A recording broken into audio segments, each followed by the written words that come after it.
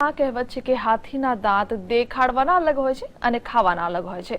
આવી જ કંઈક હાલત રાજ્યની સૌથી મોટી કહેવાતી બીજે મેડિકલ કોલેજની છે। આ કોલેજની હોસ્ટેલ પડવાના વાંકે ઊભી છે। અમદાવાદની આ બીજે મેડિકલ કોલેજની પ્રતિષ્ઠા ભલે આખા દેશમાં ફેલાયેલી હોય, પરંતુ જ્યારે અહીંની હોસ્ટેલની વાત આવે તો બધી જ પ્રતિષ્ઠાની ધૂળધાણી થઈ જાય છે। ખાસ કરીને MRI સેન્ટરની ઉપરના ભાગમાં આવેલી પીજી હોસ્ટેલનો 0 બ્લોકની હાલત અત્યંત ખરાબ છે। આ બ્લોકની તમામ ગેલરની છત તૂટી પડે તેવી પરિસ્થિતિમાં છે, જેના કારણે આ 0 બ્લોકમાં રહેતા પીજીના કુલ 90 જેટલા વિદ્યાર્થીઓ પર જીવનું જોખમ તોડાઈ રહ્યું છે। આ હોસ્ટેલ એટલી બિસ્માર હાલતમાં છે કે તબીબી વિદ્યાર્થીઓ માટે રહેવું પણ જાણે જોખમરૂપ બની ગયું છે। વિદ્યાર્થીઓ ના છૂટકે આસપાસના વિસ્તારમાં ભાડે રૂમ રાખીને રહ્યા છે।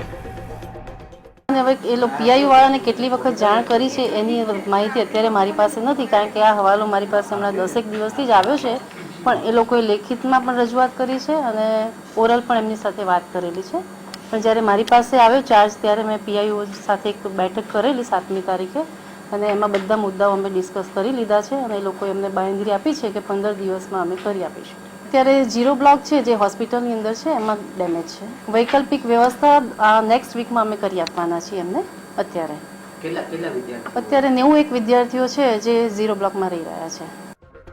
સિવિલ કેમ્પસમાં આવેલી તમામ મેડિકલ હોસ્ટેલની સમારકામની જવાબદારી પીઆઈયુને સોંપવામાં આવી છે, પરંતુ પીઆઈયુ દર વખતે 15 દિવસમાં કામ શરૂ કરવાની દર વખતે રેકોર્ડ વગાડીને છૂટી જાય છે, પરંતુ કામ નથી થતું। આ ચોમાસામાં જો મુશળધાર વરસાદ પડે તો આ હોસ્ટેલ ધરાશાયી થવાની વિદ્યાર્થીઓને ચિંતા થઈ રહી છે। કેમેરામેન રાજુ ગઢવી સાથે મલ્હાર વોરા, GSTV, અમદાવાદ।